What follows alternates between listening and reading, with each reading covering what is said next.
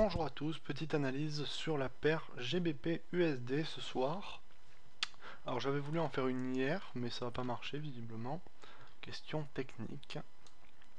Alors, qu'est-ce qui se passe sur la paire GBP-USD? Donc on va revenir rapidement dessus, on va partir du plus grand pour aller vers le plus petit. Néanmoins, juste comme ça, pour resituer les choses, la dernière fois on en était rendu... pardon, j'ai changé. Voilà, je suis en unité de temps journalière, je précise. J'avais vu cette figure là qui est un triangle ascendant. On en était rendu à peu près là. Je vous avais donné un avis haussier jusqu'à 1,62 qu'on a déjà passé. Et maintenant on va peut-être changer d'avis, mais on va voir ça tout de suite de manière un peu plus ample. Alors sur la paire GBP-USD, ici on va se mettre sur une échelle de temps un peu plus grande. On reste en daily, mais je vais me reculer un petit peu pour qu'on voit les choses. Je le montre souvent, mais sur une échelle de temps plus grande, on a un triangle symétrique qui se trace très bien ici. Et nous avons rebondi ici sur la borne basse, sur le support du triangle, pardon, qui simultanément est une zone de support très forte horizontale qu'on matérialise ici. Donc là on a un support très très fort, alors qu'au niveau des résistances c'est beaucoup plus diffus. On a quelques résistances clés, on a celle-ci là, voilà, qu'on est en passe d'atteindre, si ce n'est dire qu'on l'a atteint hein, ici, autour de 1,63, à peu près 1,62, à peu près 1,63. Et après, après on a les plus hautes résistances, disons, on a la zone, une zone supérieure ici par marquer les véritables plus hauts de la zone, qui sont encore loin d'atteinte. Alors, qu'est-ce qu'on peut dire là? Globalement, on peut dire que dans le triangle symétrique, on n'a pas atteint la résistance. Ça ne veut pas dire qu'on va l'atteindre néanmoins. Mais on ne l'a pas fait dans la continuité des choses. En général, on va du bas en haut et de haut en bas dans une situation de range. Néanmoins, on est donc quand même placé dans une situation ici graphique où on a un range à plat qui est assez défini, même si les plus hauts ici, vous voyez, sont un petit peu diffus, et enfin ne présentent pas la même homogénéité que ce qu'on peut observer en bas ici, puisqu'ils sont quasiment tous alignés, alors qu'en haut, l'alignement laisse à désirer, il faut avouer. Hein. Ce qui veut dire qu'on a plein de petites résistances intermédiaires, et la plus grosse résistance est celle-là, à mon avis, puisqu'elle correspond à deux points hauts, dont le dernier plus haut finalement de la zone qui est ici, entre les deux il n'y a rien. Donc mon avis après cette semaine, ces 2-3 semaines de folie haussière, c'est que sur les dernières bougies, on remarque ici qu'on a un ralentissement avéré sous cette résistance. Notamment ici, ça devait être vendredi.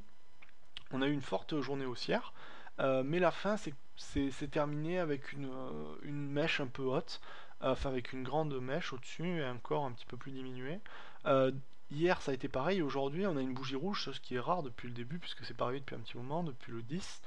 Et avant, celle d'avant c'était le 4, donc la proportion de bougies rouges, et encore elles sont pas grosses, est faible. Donc on pourrait potentiellement, je pense là on est sur une phase d'essoufflement, alors que la dernière, si on reprend une dernière des bougies rouges comme ça, un petit peu doji mais pas vraiment, on était sur une fin haussière en accélération, puisque là les corps étaient verts de plus en plus grands, alors que là c'est le contraire, ils sont de plus en plus petits, et là on a un sentiment de culminer au niveau de cette zone de résistance potentielle matérialisée autour, disons, si on veut être justement avoir une petite marge entre, je dirais, 1,62,6 et 1,63, zone dans laquelle on entre. Donc pour moi là on est dans une zone potentiellement de résistance qui pourrait faire rebondir les cours à la baisse. On remarque que jusqu'à présent on n'avait pas eu de hausse ici comme ça aussi marquée sur le GBP-USD, les autres étant souvent hachurées ou rapidement terminées, alors que les baisses étaient beaucoup plus violentes. Et là on a tendance à rompre avec cela. Vous voyez hein, historiquement là depuis un moment on n'a pas eu de hausse à part ici sur 2010, mais c'est tout. Sur 2011 on n'a pas de hausse vraiment claire, aussi claire que ça. euh, à court terme, je dirais, on n'a pas eu de mouvement aussi rapide, aussi efficace que ce dernier. Donc, bon, c'est certainement consécutif à l'annonce de la Fed vis-à-vis de son QE qui devrait faire diminuer le dollar encore par injection massive de monnaie, enfin de dollars hein, tout simplement, qui dilue les dollars en fait finalement. Et donc on a cette réaction haussière un petit peu sur toutes les devises contre le dollar. Euh, Après, est-ce que ça va se maintenir? On a quand même un mouvement assez efficace qui m'impressionne. Et donc, j'ai un doute quant à la baisse qui pourrait s'en suivre après, après un contact résistance ici. Donc pour moi quand même la semaine prochaine ou la fin de celle-ci sera baissière je pense. Parce qu'on est quand même sur un niveau de résistance très fort. Et d'autre part, on a eu une semaine absolument, deux, trois semaines absolument gargantuesques.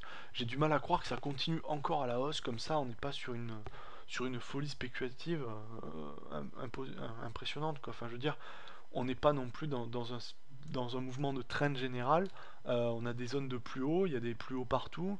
Euh, voilà, on n'est pas dans les cieux, hein.